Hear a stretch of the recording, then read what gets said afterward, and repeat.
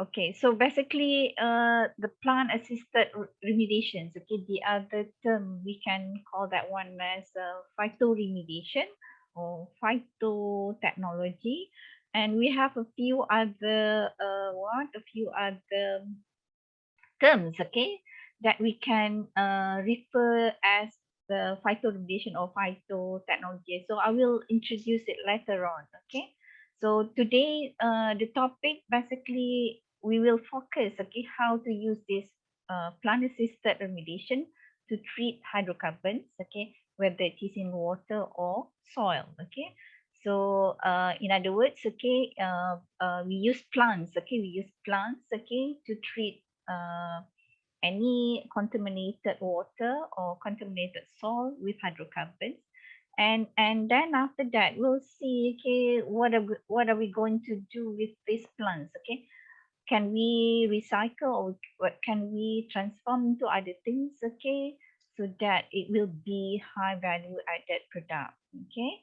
So so that is the title of my presentation, my talk today, okay. So so I will continue with the next slide. Okay, so this is the my presentation outline, okay. So basically I will start, okay, just to, yeah, for all of us, okay, to know what are the I mean, how what are the sources, okay, for this hydrocarbon contamination, okay, whether in soil or water. And then after that we'll move, okay, on this current technology for treatment. So we'll go broad first, okay, what are the available methods, okay, to treat these hydrocarbons, okay. And then and we'll see, okay, we will explore, okay, what are the opportunities, okay, to use plants, okay, to remediate hydrocarbons. And then of course we'll go deeper, what are the mechanisms involved, okay, when we use plants to treat the hydrocarbon. And of course, Kiletica will see what are the pro and cons, and I will share you basically some our experience, okay, in using plants, okay, to treat hydrocarbons, okay, in my University Kebangsaan Malaysia. So next, so these are the first things, okay. Of course, okay, we need, I think most of you know what is hydrocarbons, okay. So this is the general classification of hydrocarbons, okay, whether you want to classify as aliphatics or what aromatics, okay. So I think all of us, I mean, have gone through chemistry, okay, during our secondary level, or during maybe our our first degree, okay.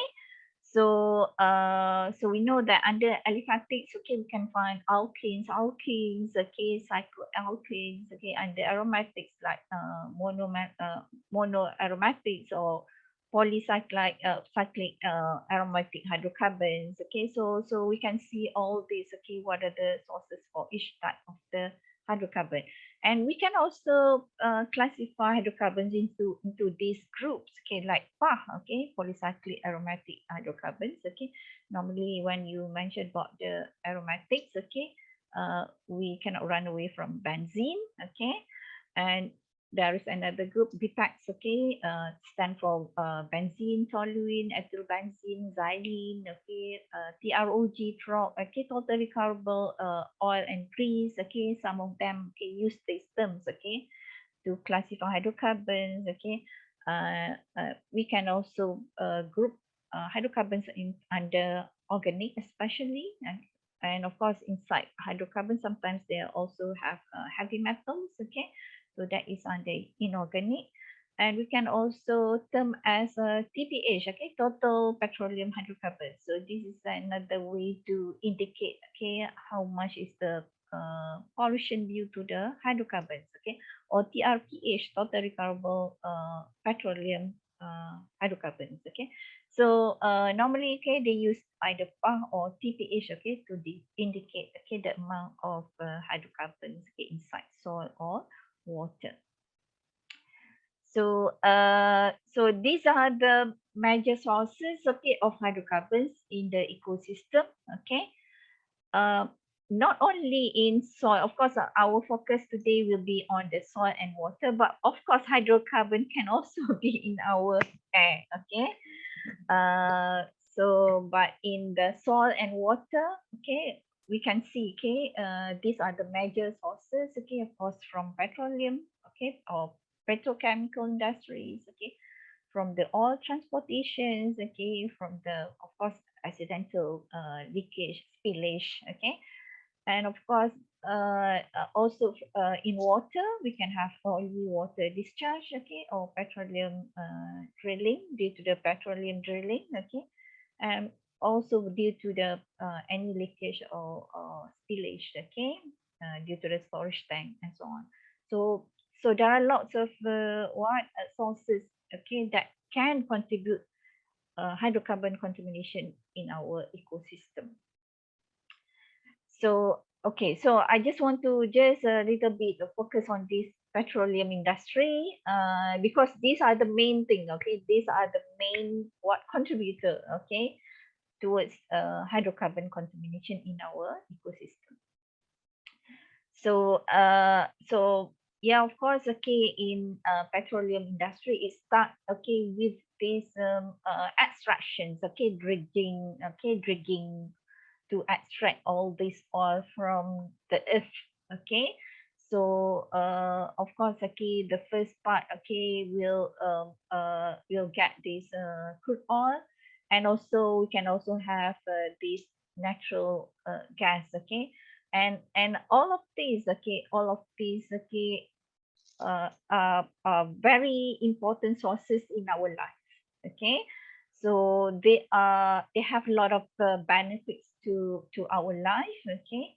But of course, okay, during these extractions, okay, there are a lot of there's a lot of contaminations, okay, that occurs, okay. So of course, okay, these are the two products, the main products, okay, the crude oil and the natural gas, okay. And we can see that all these, the two main products, okay, they have a lot of uses, okay, in our life, okay.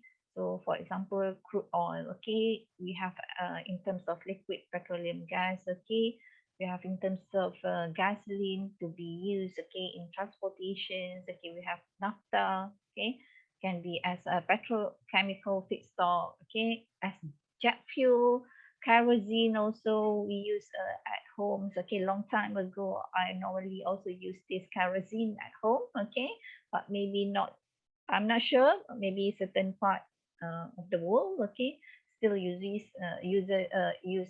kerosene, okay, to cook and so on. We have diesel, okay, diesel of course, okay, used lots in transportations, okay, as heating oil as well, and fuel oil in the power plant, ship engines, okay, as lubricating oils, okay, wax, bitumen and so on, okay. So there's a lot of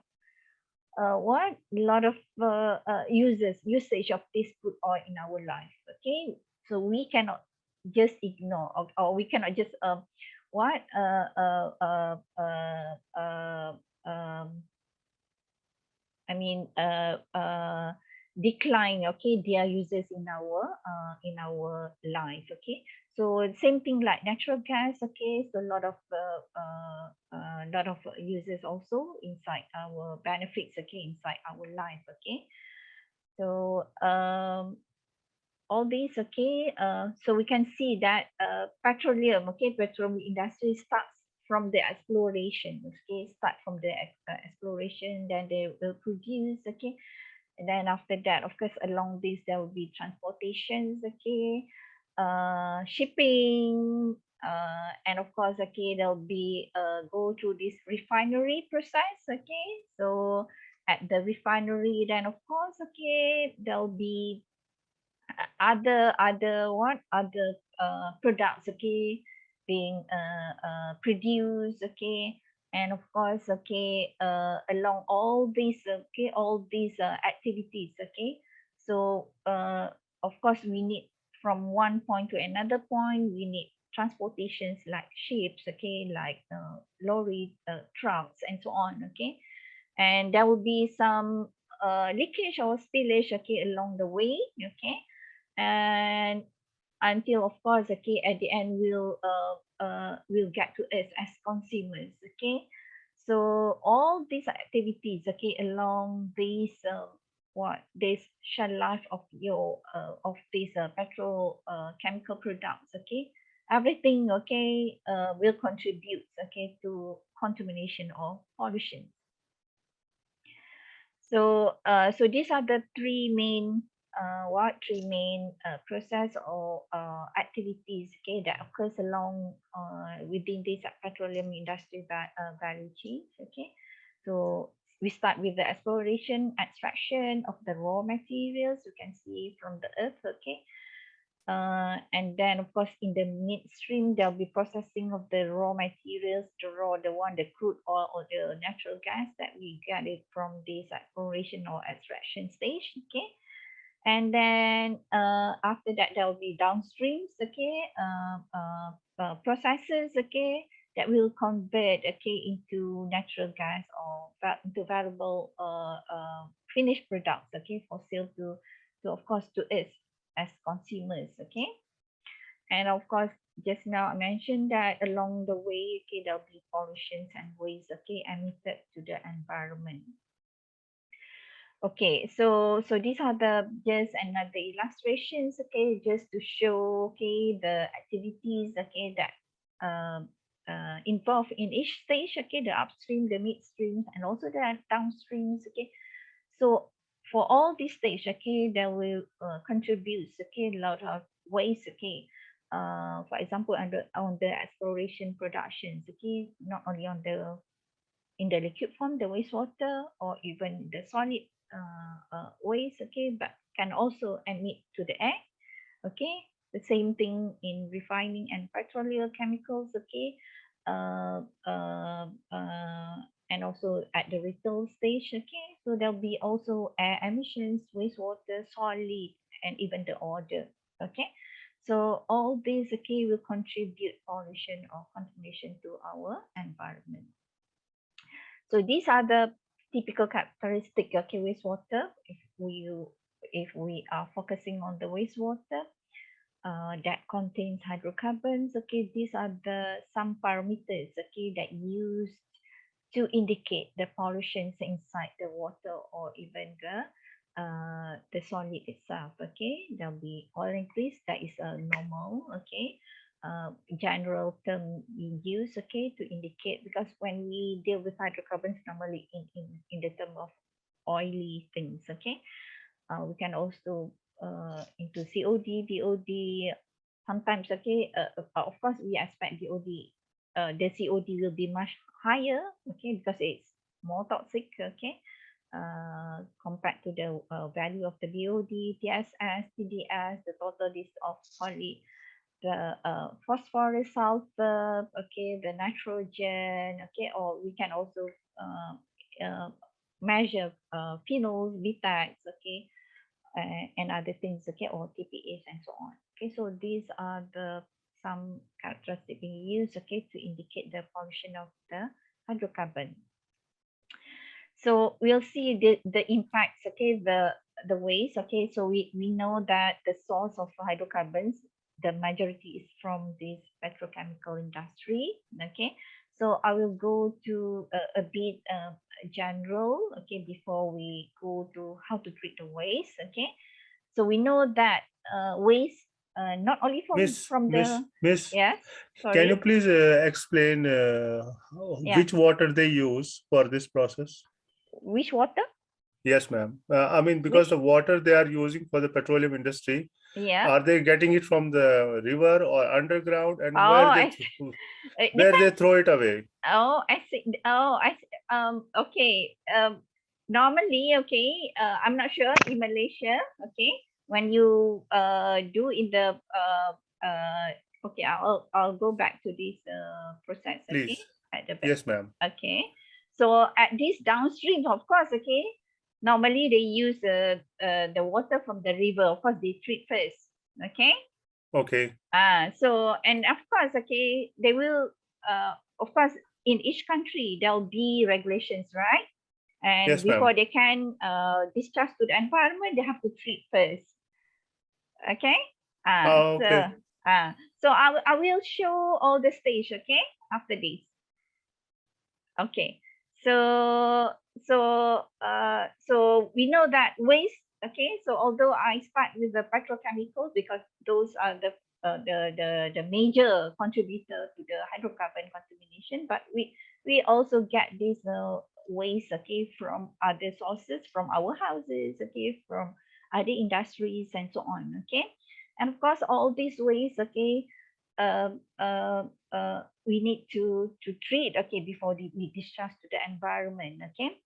So nowadays, okay, I think all of you have, I mean, maybe have already come across the word like circular economy and so on, okay. So basically our effort is to basically not directly to what, to discharge. Of course it's not allowed, okay. Normally there will be regulations that need all these industries to treat first, okay, before release to the environment, okay.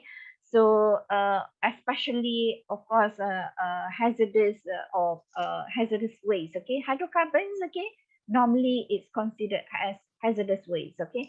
So of course, okay, it's not allowed to what, to be discharged into directly to and into the environment. And of course, okay, when we deal with hazardous waste, okay, sometimes, okay, we look for this green technology, okay. And we can also learn from Japan, okay. So I got one statistic, okay, although it is old, in 2000 to 2014, they mentioned that Japan only disposed 3.7% of its hazardous waste, okay. So imagine, okay, they I mean, the rest, okay, they reuse it or maybe transform into other things, okay. So that's why nowadays, okay, we try to recover whatever waste that we got it from one process, okay. We try to use it to recycle or to recover something from that, okay. And finally, if there's no use, then of course we decide to dispose. So, so these are just to highlight on this schedule or hazardous waste, okay, because hydrocarbon, okay, is considered as hazardous waste, okay, so very toxic, very dangerous to our life, okay, and of course the criteria of these hazardous waste, like in terms of ignitability or corrosive, reactive, and also toxic, okay. So, so the hydrocarbons can normally have all these I mean some of these criteria, okay. So we can see from these, okay, like oils, the solvent, organic compounds terms, okay, are classified under hydrocarbon. So and of course, okay, without we realize, okay, from whatever source of our what of our of the waste, okay, so either from houses, from the industries, okay, or from runoff, okay, everything, okay, basically will go or release, okay, into the river. And then of course, okay, and most of the countries, okay, we depend on the river water for our drinking water, okay. So everything is released to the what, released to the river, but at the end we will take the water as well, okay, for our, of course we treat, okay, for our consumption, okay. So basically the fate, okay, at the end eventually will come to us as well as humans, okay. So that's why it's very important for us to treat the waste or wastewater, okay. So this is another illustrations, okay, with the waste in gas or liquid or in solid form, okay. Sometimes we think that it's nothing to do with us, okay, it's far from us and so on, but with what without we realize, okay, at the end will come to us, okay. maybe not us now, maybe in our for our future generation. So that's why we are responsible, okay, to take care of our environment. So these are some illustrations, okay, the impacts, okay, uh, of especially on the hydrocarbons, okay, contaminations, okay, to us human, to the animals, okay, and also to the environment, the ecosystems, okay. So you can see if something to with the hydrocarbons normally is oily and so on, okay, so it will affect and of course, okay, we think that maybe uh, it's not near to our place, okay, but of course, okay, sooner or later, okay, it will affect also our our health, our safety, and also our environment. So of course, okay, in waste management, okay, in waste management, okay, so we try to have this waste minimization first, okay. So all these terms, okay, I believe that all of you have come across, okay, like of course pollution hierarchy, waste minimization, or maybe the term like cradle to grave, cradle to cradle, or cradle to gate, or gate to gate, okay, or you can also you come across these words like cycle assessment, carbon neutral, zero waste or zero waste discharge, cleaner production, or green technology, or waste to wealth, okay, waste to resources, okay, and nowadays, okay, people, this term circular economy is more popular, okay, but what terms that we use, the aim of all this is to take care of our environment and eventually to take care of us, okay, because we are part of the environment. Okay, so these are the pollution hierarchy. Okay, so of course, okay, in anything, okay, even for health, okay, doctors always tell us, okay, prevention is better than cure. Okay, so same thing like in waste management. Okay, so we try to prevent. Okay, if we can prevent. Okay, to produce waste. Okay, so or try to minimize the waste. Okay, before it's being used. Okay, so that's why the best step is to eliminate. Okay, and then if we have already tried to eliminate, then of course and let's say there's no chance to eliminate, then of course we try to reduce, reuse, okay, recycle before we think of this treat or dispose. Okay, so disposal or treat or disposal will be the last options. Okay, we need to think of this first. Okay, because that will be prevent from the pollution. Okay, and it's a good management as well, waste management. So that's why, okay, in a life cycle, okay, the best is to think of the environment, to take care of the environment at the design and concept stage. Okay, not when we have the waste. Okay, that is not a good what strategy. So we need to think of how to take care of the environment at this concept and design before our product being produced. Okay, so because that will be will save a lot of time. Okay, save a lot of cost savings. Okay, and of course, okay, will save our environment. Okay, so that's why, okay, eliminate, reduce, okay, is the best step, or the first step that we need to think first. So this is are the terms, okay, recycles, reuse, okay, reclaim, reduce, okay, everything, okay, we need to think of this. Okay, just now we need to think of the waste, how to minimize or how to eliminate waste before it's being produced. But when of course, okay, sometimes, okay, we are take a lot of our efforts to eliminate the waste, but still of course, okay, it's impossible to have zero waste. Okay, in our life we'll still have to discharge, okay, something, okay, from our body, okay, or else, okay, we'll get sick. Okay, so that's why zero waste, okay, it's too ideal. Okay, So still we need to release something, but of course, okay, before I mean we need to think of this, okay, whether we can recycle, reuse, okay, all these ways, okay, before we finally dispose into the environment. So these are the concept, okay. Nowadays, okay, we know that in any manufacturing plant, okay, their aim is to produce the product, the consumer products, okay. Of course, they use these raw materials, water, or in terms of energy. Okay, then of course, okay, they will produce some waste in solid form, or maybe in the gas form, or maybe in the liquid form. We call that one as wastewater. But of course, this one, okay, the first step is to think of anything of what reduce, okay, and of course before we manufacture we already think of to about the what taking care of the environment, so we might have already thought about this eliminate, reduce, and so on. Okay, once we have this manufacturing plant, of course, okay, we cannot get rid 100%. Okay, we still have we still produce some amount of waste or wastewater or gases, pollutants. Okay, but after that, okay, we need to think of this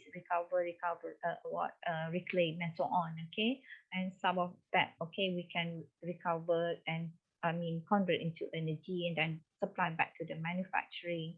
And after of being thinking of this recycle, reuse, and so on, still, okay, there's a lot of there's a waste, okay, or wastewater to be treated, especially wastewater. So even at this wastewater treatment plant, we need to what? We need to think of this also, okay, to recover something, okay. So of course, a lot of things, okay, we can recover. Of course, the treated water can be recycled back to be used inside the plants, okay, process plant, okay, or even we can convert some of the waste into energy, then we can use to run or create the wastewater treatment plant. And of course, all these steps, okay, we can also think of to produce all these secondary products, okay, that is very valuable to our life.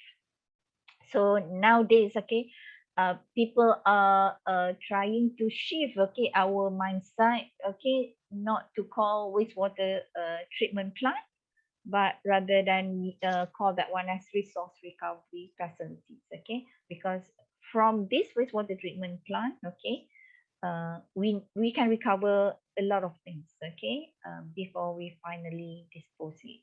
Okay, so now comes to this green technology. So people now looking on what on this green technology. What do you mean by green technology is any development or application of products or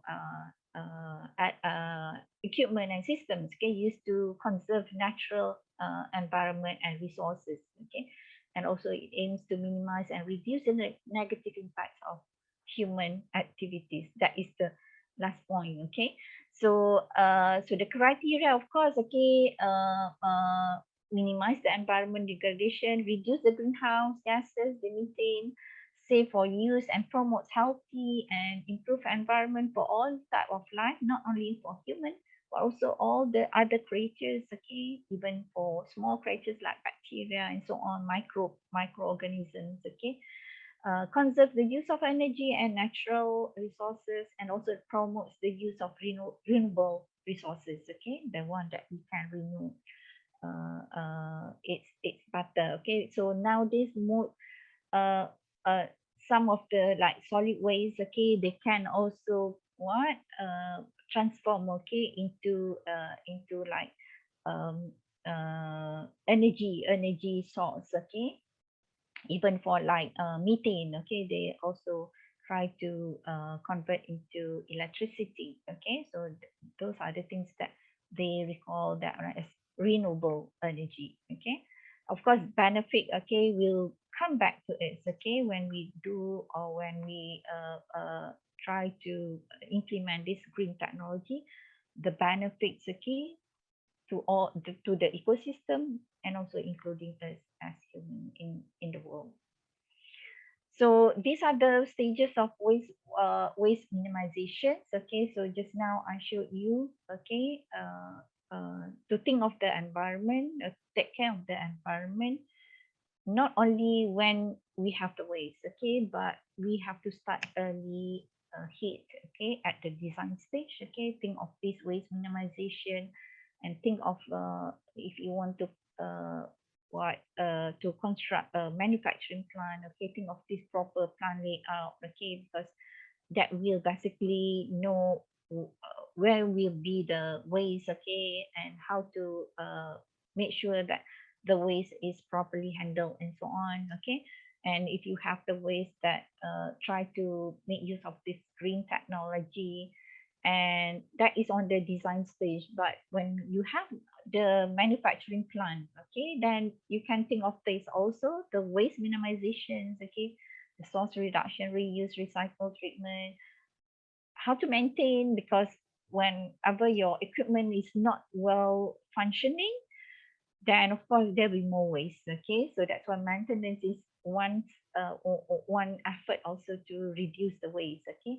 The housekeeping, make sure you don't just mix, okay, your toxic waste with non-hazardous waste and so on, because they have different ways to handle, okay. And in terms of energy and water, so we need to also save, okay, the usage of energy and water. And also in terms of solid and liquid separation, the waste, okay, if you have solid waste, if you have the liquid waste, try to segregate at the early stage, okay. Don't mix it, because at the wastewater treatment, we try also to get rid of the solid from the liquid.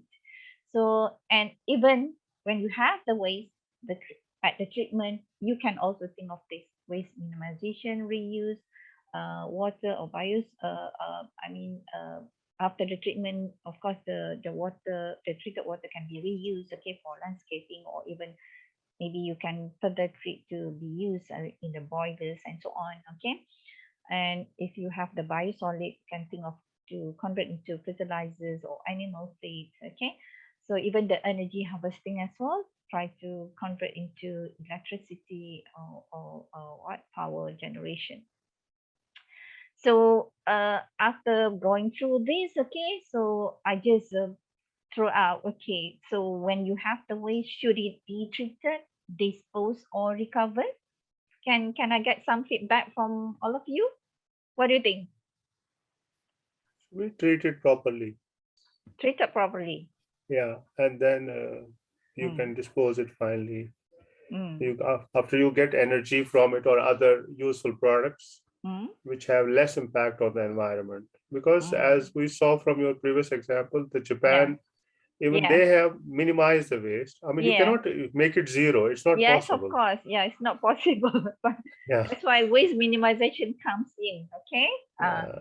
So Yeah. sometimes we cannot make it zero waste. It's too idle, right? Okay. I think it's not possible. Yeah. And So in terms of treat, dispose, recover, which one that you think should be the first one? Treat first? no, first you recover it Yes. and then Recover, treat it, right? Yes. and then treat Recover. and then Yes. dispose. Dispose. Okay. So nowadays, okay, when you have the ways of course, think of this step, okay? No, not just to think directly to treat, okay, but try to get something, whatever usable, still usable, or maybe you can convert into something useful, okay? That is the first thing. Then after that, still got some ways to be treated. Of course, you got to treat. Then even in the treatment itself, you need to think of to recover as well. Okay, to recover something and so on. Then of course the last resort is the disposal. So how to treat the waste? Of course, we need to think a lot of things. Okay, what is the inside this? Whether, of course, the first thing you need to think of is whether it is in liquid, solid, or even if you have the gas. Then of course, because different, normally liquid have different ways to be treated compared to the solid, now of course gas. Okay, So you need to think what's inside the waste, okay? Whether it's toxic or non-toxic, or maybe they have nutrients, okay? So if it is non-toxic, have nutrients, then you can think of to recover, okay? But of course, okay, if you have a toxic things, okay, you need to think, okay, how to maybe minimize the toxicity, and then after that, convert into something useful and so on. And then, of course, okay, in liquid as also you need to think of whether it is concentrated, dilute, or it contains suspended solid. So these are the some things that you need to think before you decide how to treat it. So Has so the same thing, your yeah. technology been helpful in removing the because one of the waste I am Mm, really concerned about mm. engine oil. Yeah, Engine oil, it yeah, contains a lot of metals. yeah, So normally what they do, they make grease from it. yes, But that's it's right. still not the, I don't think it's a good solution to this waste. uh And if you have the wastewater, it will need around 3,000 liters of water to be yeah, disposed. yeah, So yeah, that's yeah. it. Basically, of course, okay, you cannot use only one technology to solve your problems, okay? So I'll show you, okay, some general what sort of treatment that you need to decide, okay? So it's the same thing, okay? These are another illustrations, okay, to think what's inside the wastewater. Okay, so on the wastewater treatment, okay, so we know that there are, different types of wastewater. Of course, okay, we are going to focus on our industry, especially the petrochemical, the ones that contain the hydrocarbons, okay. And of course, okay, in treating wastewater, okay, you can do it. I mean, you can have physical treatment, chemical treatment, biological treatment, and normally they are arranged in these stages, okay, the primary, secondary, and tertiary. So of course, okay, when you compare, okay, which one that you want to use, okay, the physical, chemical, but the biological, of course, okay, you can have uh, for example, okay, for physical, okay, you can take whether it is advantages, okay, or disadvantages and so on, okay. So sometimes it's not depends, okay, whether they have more they have more disadvantages, then you don't want to use, no, okay. Sometimes, okay, your ways, okay, although you think that maybe a physical chemical treatment is too expensive, but still you need to use to use it, okay, at the front stage before you proceed to the biological, okay, because it depends, okay, on the toxicity, because we know that biological normally they cannot accept very concentrated waste and so on. That's why we still need this physical and chemical, okay. So it's not to choose whether to use physical, chemical, and biological. It's not only depends on the advantages or disadvantages, but sometimes depends on what's inside your waste, okay, to decide it, okay. So basically in wastewater treatment plant, okay, there'll be three stages: the primary stages, the secondary stages, and also the tertiary. So some of the ways, okay, they need all the three, okay. But sometimes, okay, you can jump straight to the biological part, okay. Or sometimes, okay, you can just go to the tertiary part, okay. So it depends what's inside your waste, okay, and of course what is your target, okay. And you can see also for wastewater treatment plant, okay, the this is the raw affluent, okay, the untreated one.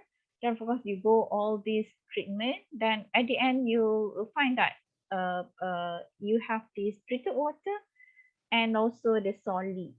Okay, so that's why just now I mentioned to you in the manufacturing plant, if you already produce the solid and the wastewater, try to get rid at the to try to what separate at the earlier stage. Okay, because if you mix in this wastewater, you will also try to separate it. Okay, so that's why the good housekeeping is to separate the solid from the liquid at the source. Okay. So these are the just to on these three stages. Okay, on the primary treatment, normally we use this physical and chemical. On the secondary, normally it's biological with physical, and on the tertiary, the third level, the final part, or sometimes they call as advanced or polishing treatment. Okay, so it depends on the target. Okay, sometimes if they want to further treat the treated water coming out from the secondary stage, they use more advanced technology like membrane and so on. They call that as advanced, okay, treatment. But sometimes, let's say they just want to polish so that they can reduce to below the limits of the regulation. They call that one as polishing treatment. So in this tertiary, you can either use physical, chemical, or the biological. And of course, okay, a lot of ways, okay, to treat. Okay, you can find a lot of treatment. Okay, how to treat your waste. Okay, under physical, each stage.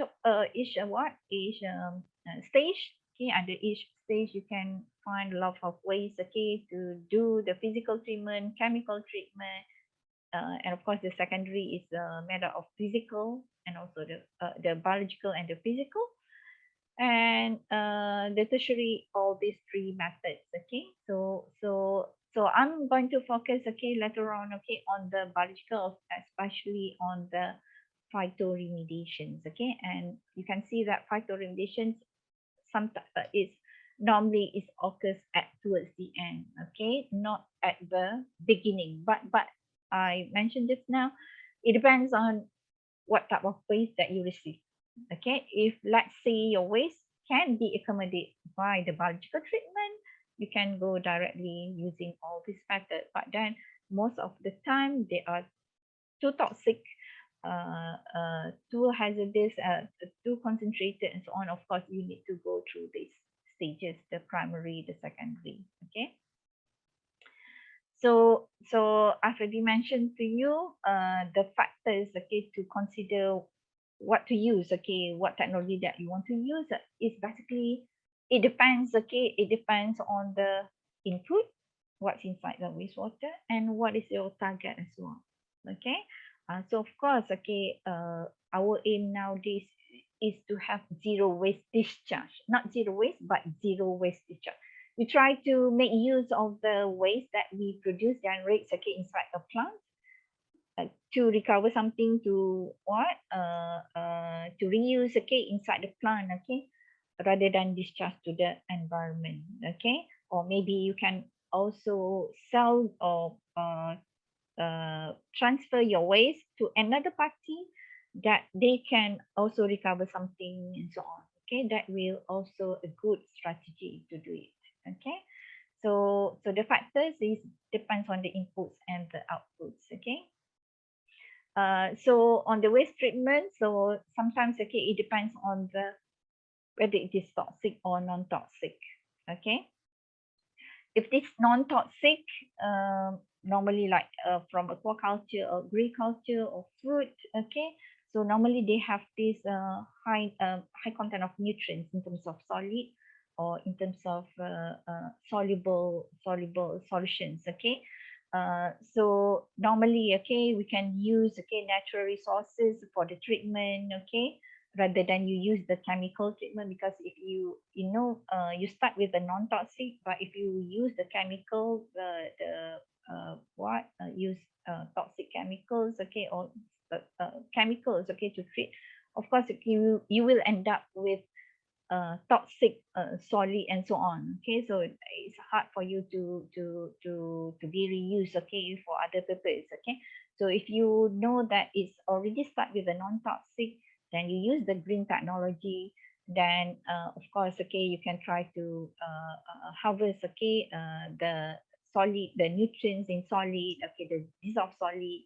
Of course, you can think of this feedstock or to convert into feedstock or fertilizer.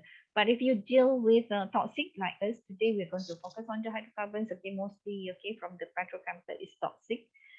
But of course, we try to use okay these natural resources way or green technology okay to make it less toxic. Then of course okay we try to think of recover something okay before we decide to waste. So these are the methods okay some of the methods okay to treat hydrocarbons in water or soil. Okay, so we can categorize into in situ remediation at the place okay, or at situ we can take out these waste and transfer into another place to be treated and so on. Okay, so in situ in water you can use have this skimming rooms constructed wetland. This is another term okay to represent the phytotechnology or phytoremediation. So biospudging, okay. In the soil, you can have thermal process or chemical, physical treatment, okay. And in at situ remediations, okay, still you have chemical, physical, biological. You can also think of this phytoremediation. So I will focus on phytoremediation after this, okay. So the same thing like soil, okay, you use this chemical, physical, biological, you can use also thermal process, okay, to treat. Okay, so there are a lot of ways, okay, to treat your hydrocarbons in water and soil. So what to choose, which one to choose, okay, it depends on just now on inputs, what are the criteria of your waste, and what is your target basically. Of course, okay, if you don't have the target, of course you should have uh, to follow the regulations. Okay, so that is of course okay. Any countries have regulations to take care of the environment. So now we are going to focus on this plant assisted remediation, or in other words your phytoremediations or phytotechnology.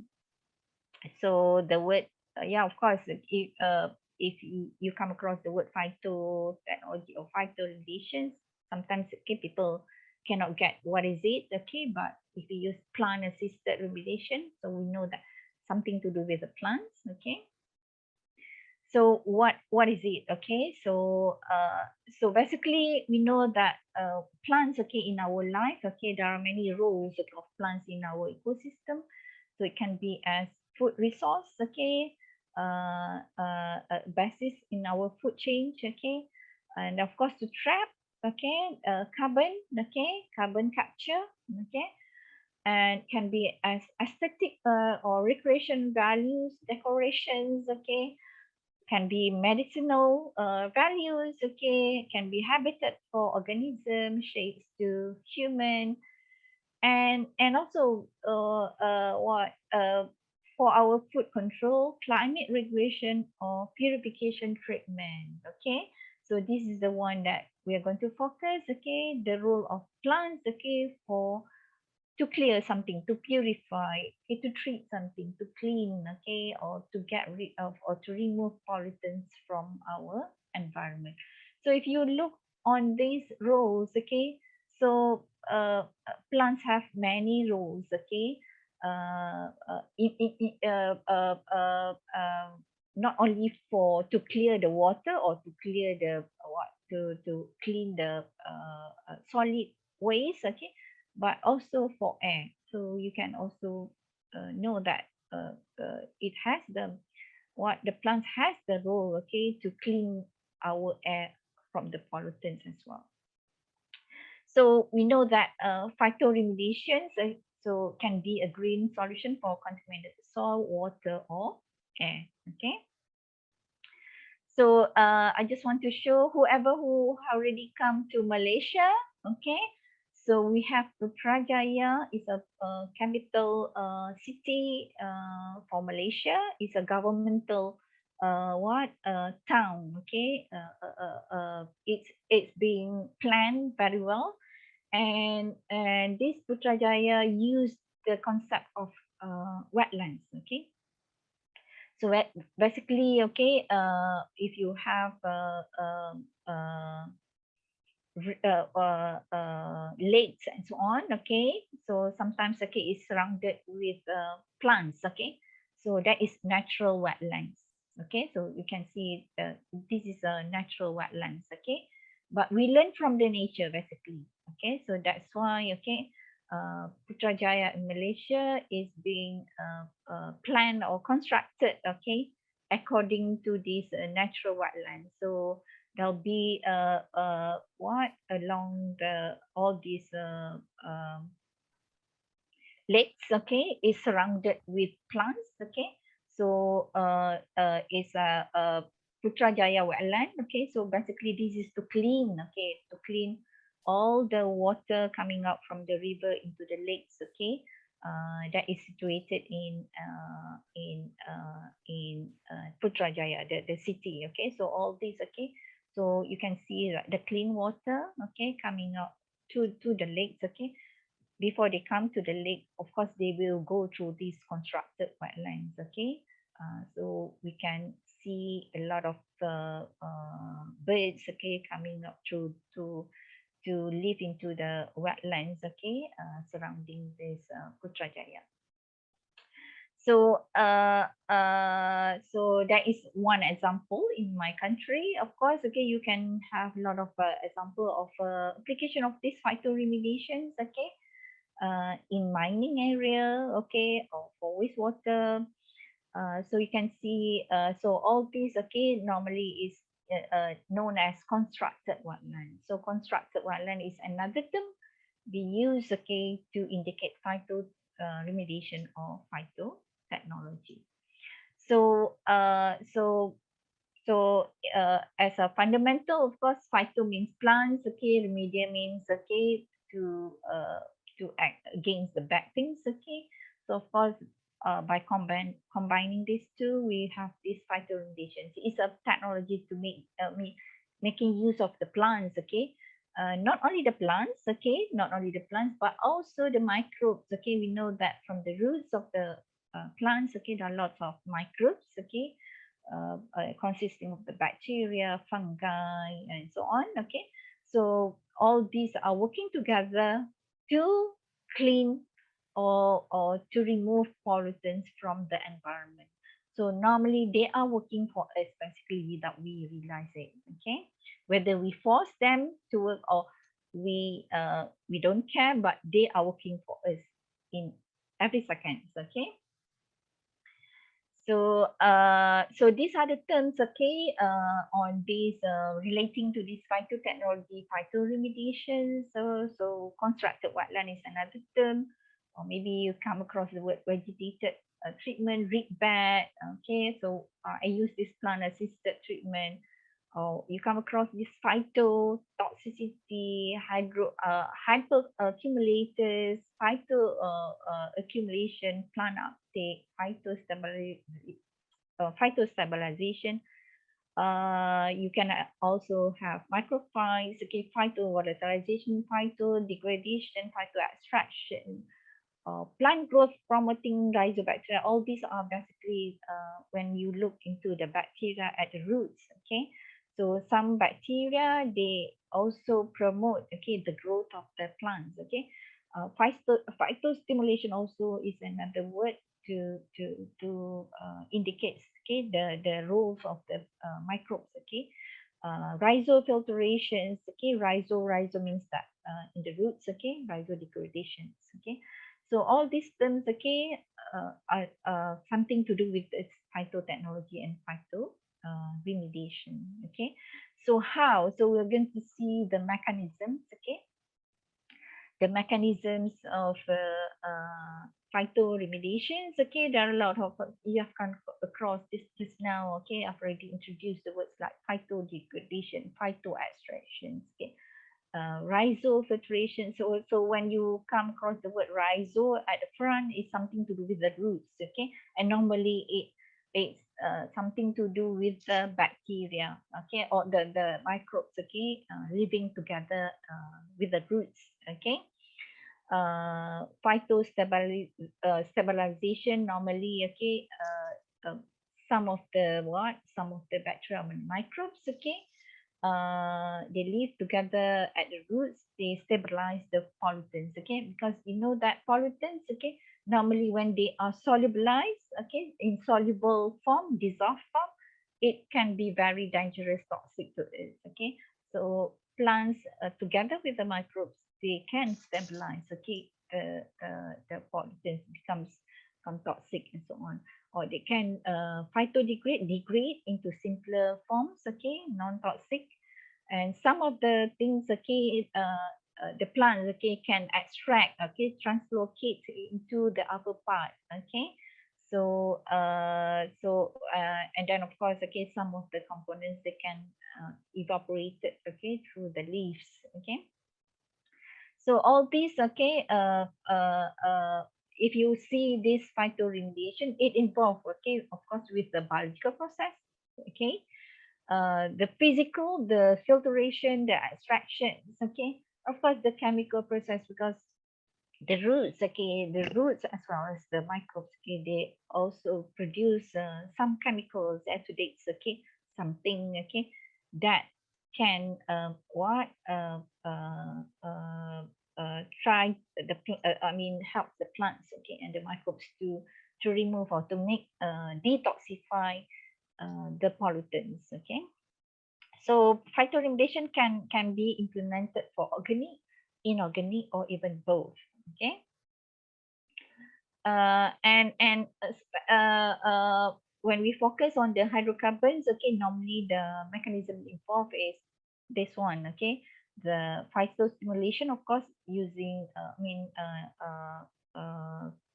make use of the microbes, okay, inside the roots, okay. Phytosorption, sometimes, okay, they also absorb something into the roots, okay.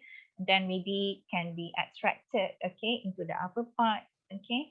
And some of the components, they can also evaporate it, okay. And normally when the roots, okay, try to extract into their body, so normally in the form of less toxic, okay. So that's why for hydrocarbons, we postulate the bacteria, okay, or the microbes, okay, inside, in whether inside the roots or external of the roots, okay, they are working together very hard, okay, to detoxify, to make it less toxic before being uptake into the upper part of the plants, okay. If you compare phytoremediation of the hydrocarbons and in the or for heavy metals, okay, sometimes for heavy metals, normally we would like to have these plants, okay, to extract and accumulate into the upper part, okay. But for hydrocarbons, okay, normally we suspect, okay, the microbes degrade it first and then before it being uptake by the plants, okay. So all these, okay, the three things, okay, phytovolatilization for the low molecular weight compounds, okay, like aromatic, or for phytoremediation, like for non-volatile compounds, aliphatics, okay, or phyto extractions when you have less toxic, then of course, okay, it will extract it into the upper part.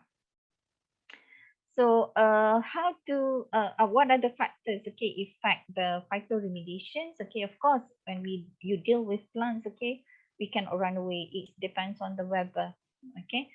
But it depends, okay, if like Malaysia or tropical countries, okay, because we receive the sun throughout the year, okay, so we can see the green plants all over throughout throughout the year, okay, without missing the green colors, okay.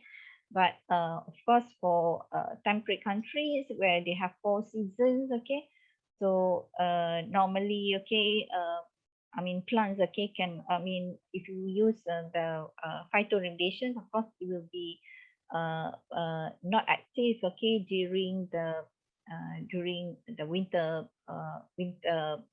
weather, okay. So, and of course, okay, it depends also on the plant types and species. So to choose the plants, okay, it depends on your what type of waste as well, okay. Terrestrial, if you have in the solid form, you use a sterile plant. And if you have in terms of wastewater, you can use this emergent plants or floating or even the submerged plants. Okay. So of course, together with that is this the microbes itself. Okay, that also interact, okay, with the plants, with the roots, okay, to try very hard to detoxify the pollutants. It also depends, okay, your medium of pollutants, whether it is in gas form, in water liquid, or in solid form. Okay, and it will depend on the temperature, the pH, the ORP, and also type and bioavailability of the pollutants. Okay, so just now, remember, all these toxic waste, okay, they'll become toxic, more toxic when they are in soluble form. Okay, and same thing like heavy metals. Okay, so normally when they are in liquid form, soluble forms, they are more toxic. Okay, and in terms of hydrocarbon, okay, so we know that it's most of the time is oily, greasy, and so on. So to help the plants, okay, to help the plants as well as with the microbes, okay, so we need to make sure they are bioavailable to this. Okay, so normally, okay, like heavy metals, okay, you need to make soluble, so you can also introduce the microbes, okay, or to have this chelating agent. Okay, but for hydrocarbons, normally we can have surfactants, okay, or biosurfactants. Okay, biosurfactants can be produced also by the microbes, okay, to make it the waste, the pollutants available for the rhizobacteria or even for the plants to be degraded and so on. Okay, and also plants also requires nutrients. Okay, so sometimes we need to supply nutrients as well, okay, for plants to grow and do the treatment for us. Okay, so how to choose the plants? Of course, okay, the best is of course try to choose the most tolerant or resistant plant to the pollutant. Okay, and of course we try to make use of our native plants, local plants. Okay, and of course another important criteria is to have these fibrous roots. Okay, because why? If we have more roots, then more bacteria, so then of course the efficiency will be higher. Okay, so of course, okay, we try to choose plants that are not edible. Okay, because if we use the edible plants, then we are afraid that they can give impact in our food chain. Okay, so and of course it produce high biomass, can grow easily. Okay, rapid growth. Okay, easy to propagate. Okay, planting maintenance and so on. So these are the some factors. Okay, how to choose plants for remediation. And these are the configurations. So just now I showed you, we learned from the natural wetland. So now from the natural wetland, we will construct this constructed wetlands. Okay, so there are many ways to do this constructed wetland. You can have a free flow. Okay, free flow reed bed or constructed wetland where you have this wastewater is above, okay, the sand medium or the soil medium. Okay, you can have the flow of that can be horizontal. Okay, or it can be from vertical. Okay, or you can combine it. You can combine it horizontal and also the vertical. Okay, so there are many ways, okay, to construct these constructed wetlands.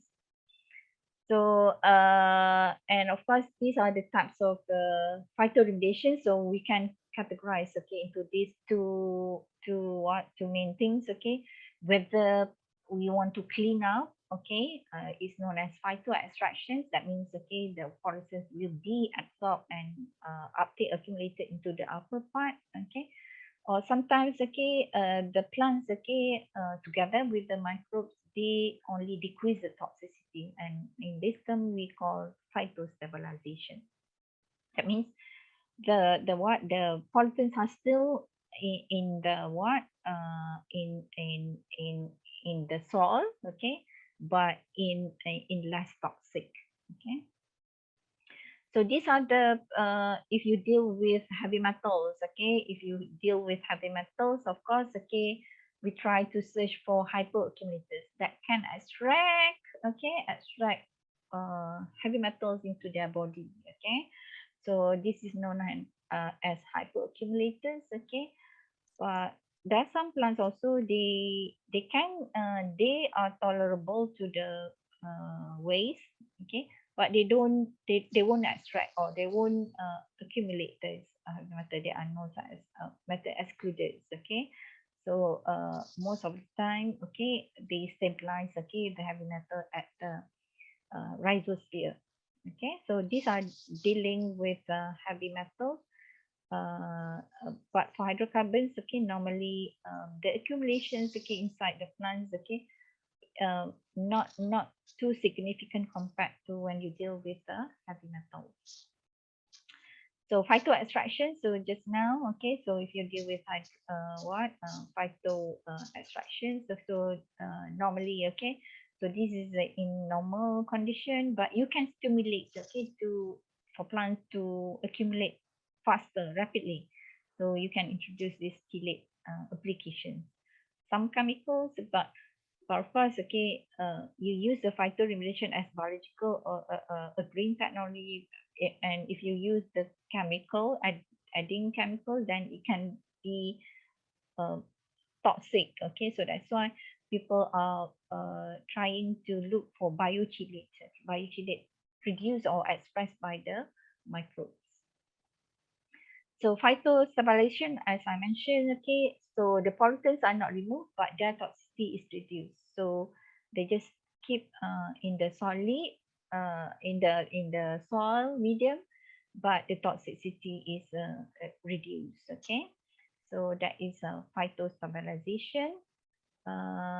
So other mechanism, rhizofiltrations. Okay, this is basically, okay, throughout the plant roots. Okay, phytomining, another word, okay, plants used for mining, okay, some valuable elements, okay, and it's been used in Europe countries, okay. Phytodegradation, degradation of pollutants by plants and the associated microbes, okay.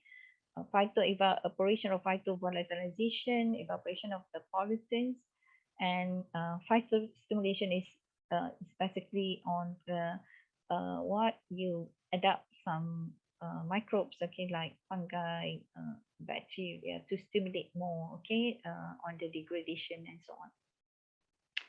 When and where we can apply this phytotechnology, okay.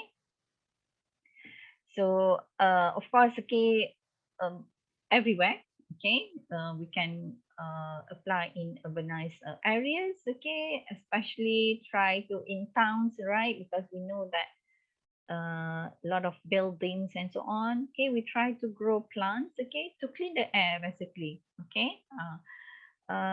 Industrial areas, of course, okay, to clean, to treat the wastewater, the solid, and so on.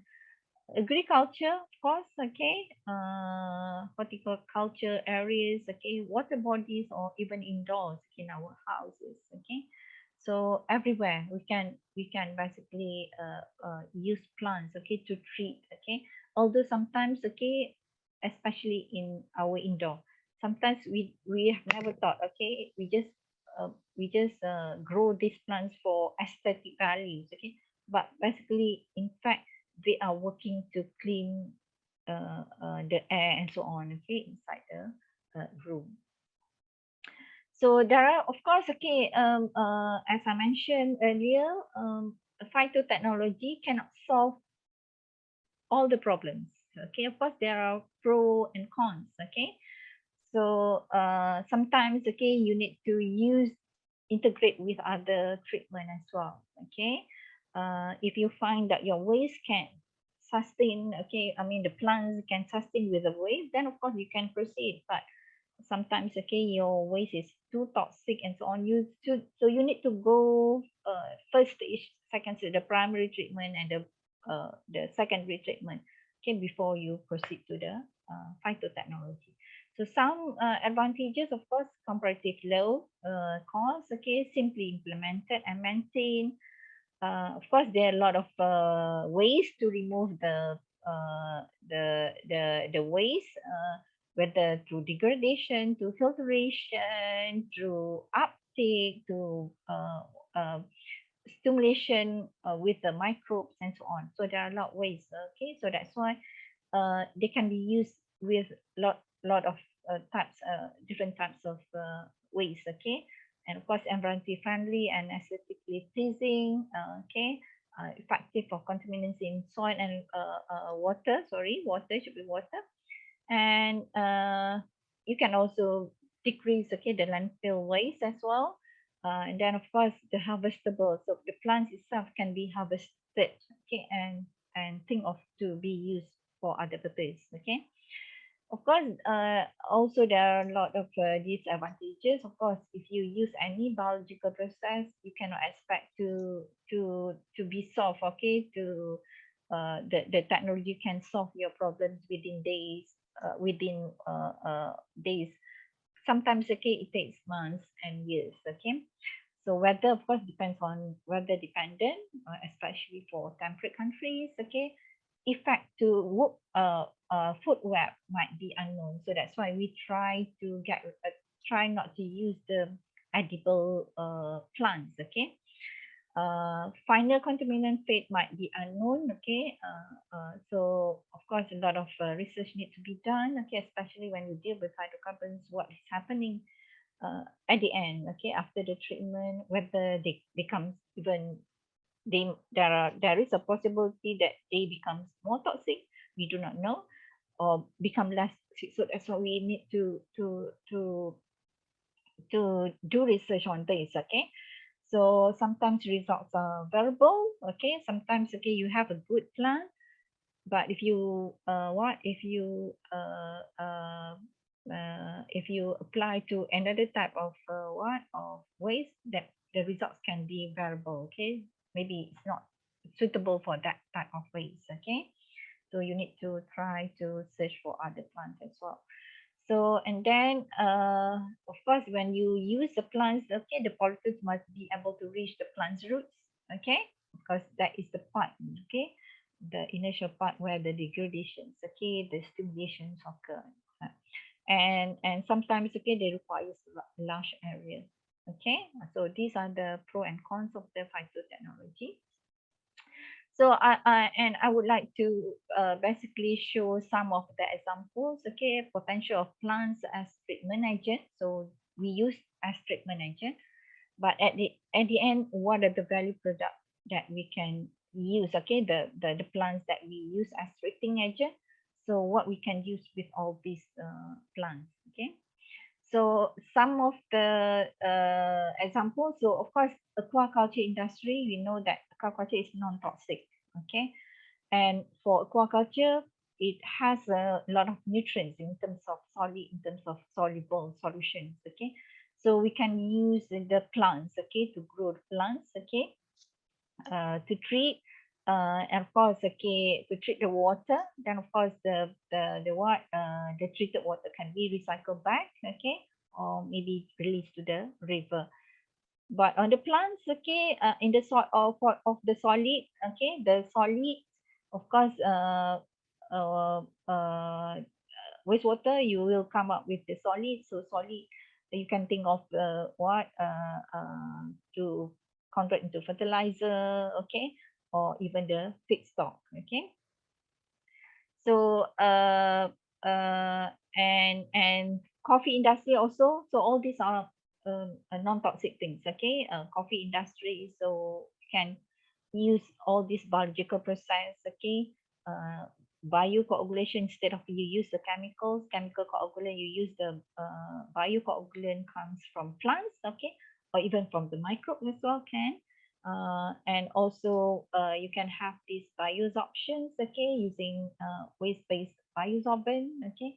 So from this you can have this sludge, okay, and that's last thing of this fertilizer or feedstock, okay. On the phyto, at the end when you use the phyto remediations, okay, use the plants. So the plants you can think of to have like biodegradable degradable product or even the feedstock. So same thing, sago industries and other agriculture, the same approach as well. Okay, so you can use all the biological process, and of course the phyto remediation can be at the end. Okay, to further polish, but at the same time you can also uh, harvest something, okay, from the plant that you use for the treatment, okay, whether you can convert into fertilizer or feedstock or any biodegradable product. So all these are basically so palm oil is another industry as well, agriculture. So so the same approach as well, okay. When you use the phytoremediation at the end, okay, so you can also think of this to convert into valuable products, okay. This is a batik industry is like textile industry. So also this one is basically is we can consider as hazardous because they use chemical dyes. Okay, so the wastewater is hazardous. Okay, so you can think of try to use the yeah, if the wastewater is not too concentrated, then you can go straight to the biological process like biocoagulations. Okay, so the since it's originally is toxic, then of course, okay, you can expect the sludge also toxic. So of course you cannot think of convert it into edible things, okay, like feedstock, okay, or even to convert into fertilizer. It's very risk as well, okay, because we use fertilizer for planting for animal or human consumption, so that will impact our food chain, okay. So that's why if you start with non-toxic like hydrocarbons or this one I showed as textile or industries, so the solid we can think of to come up as a fuel, okay. So same thing when we use the phytoremediation, then the dead plant, okay, can be recovered to be used as solid fuel as well. So these are the other possibilities, okay, other possibilities for plant biomass utilization if you use phytoremediations, okay. So when you use for treatment, then after the treatment, what are the possible options that you can use? You can use the plants, okay, the biomass, okay. If it is not toxic, of course you can maybe direct use for animal feed. If you use duck weights and so on, of course the small one, that is good, okay, that is good for animal feed. But of course, if you have toxic, okay, the toxic wastewater, then you can go through this thermochemical process, the plant biomass through thermochemical process. You can come up with this biochar, bio oil, okay, or even adsorbent, okay, or it can also through this biochemical process through hydrolysis or extractions, okay. So you can also produce a energy source, resources, okay, bioethanol, biohydrogen, okay, or biogas, okay, and biodiesel, okay. So all these are non edible, okay, I mean it's not related to our food, okay, but like fertilizer. So if you deal with the non-toxic, of course, okay, it's safe to be used as fertilizer. But if you deal the original is you deal with toxic, then of course, okay, try not to think of this to come up with the fertilizer. So these are the and just compilations, okay, compilations of few studies, okay, they use, okay, plants to treat, then at the end they use like this one animal feedstock, okay, this is duck weights, okay, and they use non-toxic effluent, wastewater. Okay, so of course they can be used directly for animal consumption, but for others, okay, like this one, okay, they deal with the dyes, okay, toxic things, okay, so they use as absorbent. Okay, this also biochar, okay, hydrochar, bio oil or carboxylic acid, okay, biogas compost, okay, or liquid biofuel, okay, feedstock in thermochemical process, and biogas. Okay, so if you can see, all these are when they have they have metals. Okay, of course we know that heavy metals are very dangerous, so they use for other purposes. Okay, not related to human or animal consumption. So just to share some of our experience, okay, in our university, okay, when we do these phytoremediations, okay. So normally, okay, in order to select the plants, the group plants, okay, then we go through this preliminary test, okay, to choose what type of plants that is suitable for the plants, okay.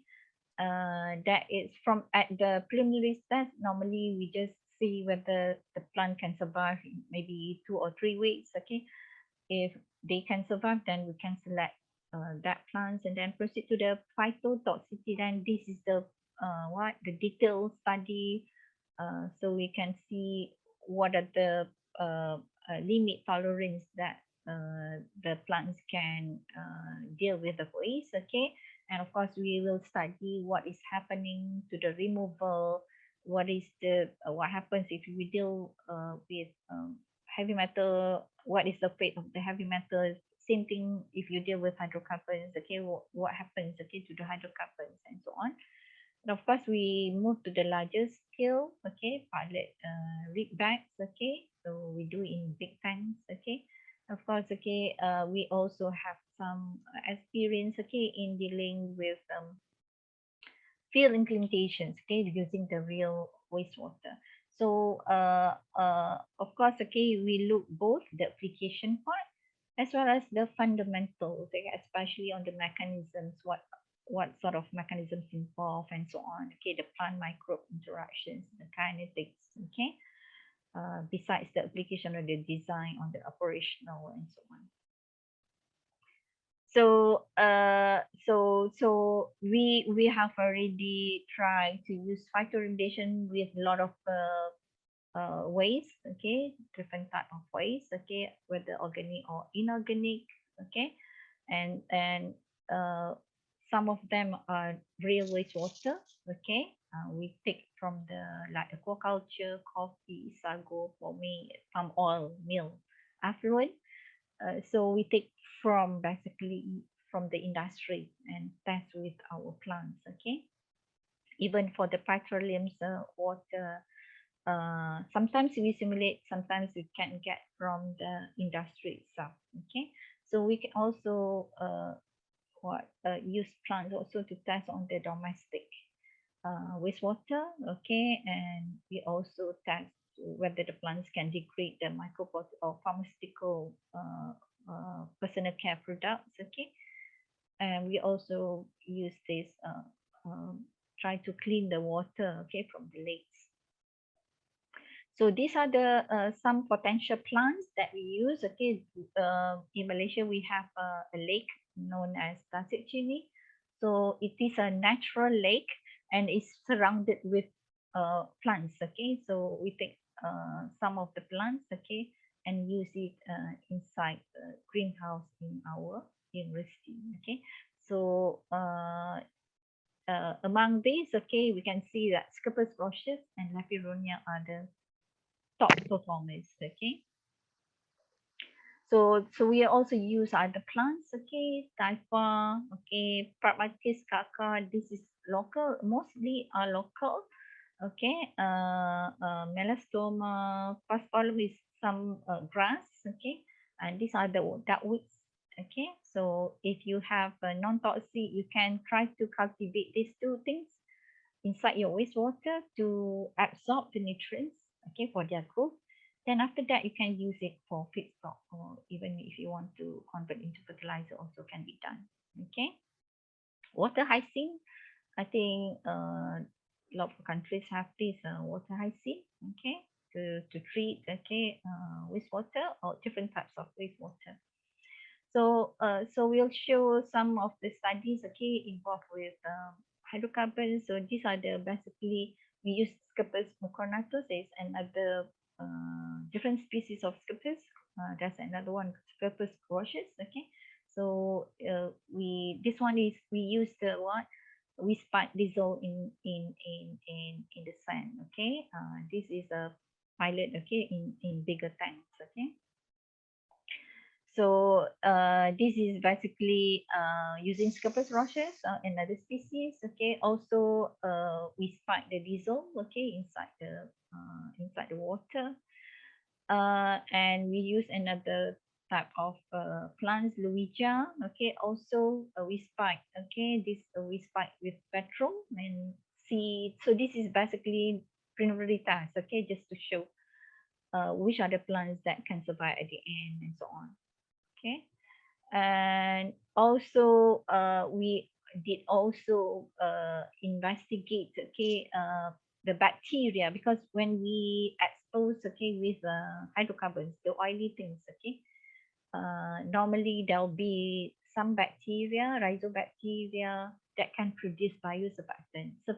So because uh, wanting to make the technology or the treatment more efficient, so we have to make the pollutants, the hydrocarbon, available to the microbes. Okay, so how to make it available? So of course we can introduce surfactant, but we don't want to introduce chemical surfactant, but we try to we try to isolate rhizobacteria that can produce this biosurfactant.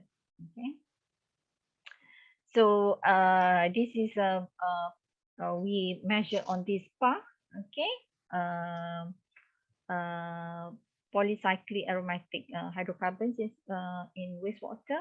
Okay, so we use typha, different plants, Helicoris and Leperonia, and at the end we use Leperonia because it's more tolerable. Okay, this is on the phytotoxicity part. Okay, this is the where we detail out, okay, what is the performance of Lepironia, and then this is on the pilot scale. Okay, so on this part, of course, okay, we choose a concentration that the plants can survive at the up to 3 to 4 months. Okay, and then we evaluate the performance throughout this 4 months exposure. So we, as I mentioned, we also have this investigate plant microbe study. Okay, so we try to isolate. Okay, try to identify bacteria that can produce biosurfactant. Okay, so these some studies. Okay, so Serratia mercescens. Okay, so it's the bacteria that can produce biosurfactant as well. Okay, so so that's why we can by introducing this Serratia, okay, with the plants, okay, they can increase, okay, the removal of the hydrocarbons. So these are some tests, okay, to determine or to identify, okay, the surfactant that produced, okay, by the rhizobacteria. So these are the application part. So we just want to compare the plants we add with the identified bacteria, and also another application we expose with the supernatant. Okay, supernatant coming from the bacteria, and also creates or tanks with plants, but with the biosurfactant extracted, okay, from the purified from the supernatant, okay. So from this, okay, we can see that for this plants, Luigia, the plants that we add the rhizobacteria can produce the biosurfactants is almost what comparable, okay, to the purified biosurfactant. But in Scopas mucornatus, okay, the performance is even better, okay. So we also, okay, so this is another study also. We try to isolate the rhizobacteria, okay, from the roots of Scopas grotius, okay, that can degrade the hydrocarbon and as well as to produce, okay, the biosurfactant. So we also try to inspect, okay, to do some testing, okay, whether they can degrade efficiently, and try to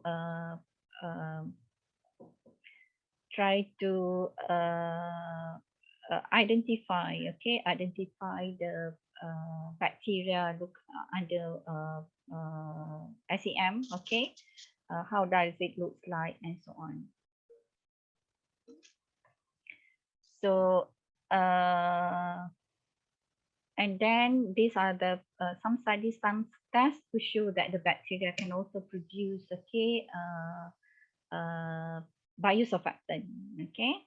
So when we add this bacteria inside the plants, okay, then of course they will have the removal is higher, okay. So this is the identification of the rhizobacteria that produce this biosurfactant, okay. So we try also to to basically to identify what are the biosurfactants, okay, expressed by the bacteria, and these are the performance, okay, the performance okay of the plants, okay, with the bacteria. We can see is higher compared to others, okay. And this is also we inspect the fungi from the roots, okay, the mycorrhiza. So also we also isolate and try to identify the fungi that can produce the surfactant, the biosurfactant, and also helps same time helps the plants, okay, to degrade, okay, detoxify the pollutants containing the hydrocarbons. So these are the identification of the fungi itself, okay. So these are the tests, okay, to show that the fungi also produce the biosurfactant. So these are the basically, okay, the performance, okay, of the fungi to degrade, okay, the hydrocarbons, okay. So these are some examples, okay. Our project dealing with the real wastewater. So we use the real wastewater from the industries, okay, to get rid of this ethylene dichloride and vinyl chloride, okay. So we use different types of plants and evaluate which are the plants that are good. So we can see we have 5 plants, okay. So we can see that Scopas grotius perform very well, okay. So in terms of performance, okay, detailed performance, okay, the Scopas is almost comparable with the Pragmatis australis. Pragmatis australis is not a local plants, okay, but Scopas is a local plant, okay. So they have Scopas is even better, faster to degrade, to remove these pollutants. And in terms of color as well, okay, so so it produces a clearer treated water compared to the Pragmatis cacao. Okay, so I'll coming to the end of the presentation, to just to conclude, okay. So basically just to show what are the opportunities and challenges, okay, when we try to what when we try to implement or apply the phytoremediation. So anything, okay, any technology, if you want to adopt, there of course there will be pros and cons. Okay, so as I early stressed, one technology sometimes cannot solve uh, one problem. Okay, so sometimes in treatment, normally you have to integrate a few technology. Okay, although you think that physical and chemical is costly, or it's I mean introducing another what toxic thing to the environment, but sometimes you need to have this. Okay, and of course, okay, the biological treatment normally comes, okay, when you deal with toxic things and so on, the biological comes later. Okay, they can't be at the first stage. Okay, so some strengths, okay, of the phyto, if you apply phytoremediations, okay, so it's sustainable, efficient, eco-friendly, of course, cost effective, okay, easy operation and maintenance, provide aesthetic values, okay. So and witnesses, of course, they have witnesses, okay, highly dependent, okay, on the physical chemical properties of the pollutants, okay, limited by the root depth zone, of course, because the plants, okay, depends on the root, okay, it's concentrate on the roots itself, okay. Time consuming, of course, in most of the time, okay. Large area requirement, of course, sometimes, okay, if you have a lot of wastewater, large areas, of course, you have large land requirement affected by the weather, of course, in certain regions, okay. But of course, looking at these weaknesses, okay, and of course we have some threats, okay, of possibility of emerging transformation of more toxic byproducts, okay, so that's why we need to explore on the or do some what detailed investigation on this, okay, and it may impact on the food chain, okay, if edible plants use, okay, so that's why we try to get rid of this using the edible plants. But having all these witnesses, cracks, okay, we have a lot of opportunities, okay, to explore, okay, to apply the what? Apply the phytotechnology or phytoremediations, okay. Of course, it can be on-site treatment, okay, and as tertiary unit for sanitary or industrial affluent, and application of intensified systems, okay, sometimes, okay, if let's say if you have a limited area, so you can think of using hydroponic or maybe stages, okay, to improve efficiency and reduce land requirements. And on the soil amendment, you have the opportunities, okay, just now I've shown you some studies, okay. We can stimulate, okay, or we can add, okay, some microbes, good microbes, okay, that can help the plants, okay, to degrade, to remove the pollutants, okay. The PGPR, the plant growth promoting rhizobacteria. Sometimes this bacteria, they cannot do anything on the pollutants, but the existence of this bacteria can promote the growth of plants, okay, and at the same time, okay, the plants do the work. So biosurfactant expressed by the bacteria, or biochelate, okay, to mobilize the heavy metals so that the plants can uptake or accumulate in the upper part. You can also investigate on the fungi itself, okay. And of course, okay, you have the opportunity to transform into value added products, okay. I've shown you some opportunities, okay, if you deal with hydrocarbons, okay, of course you need to think of these non-edible things, okay, but like biofuel, biogas, or bioethanol, okay, there are many options, okay. So those are the things, okay, that I hope that I give you some ideas, okay.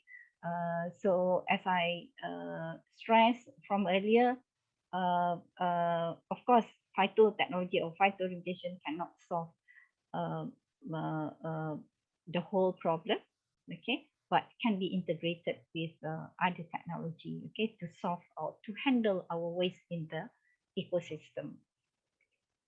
So I think that's all. Thank you very much, okay, for all your attention. So I will be happy to receive any questions, okay. So back to you, Dr. Lily.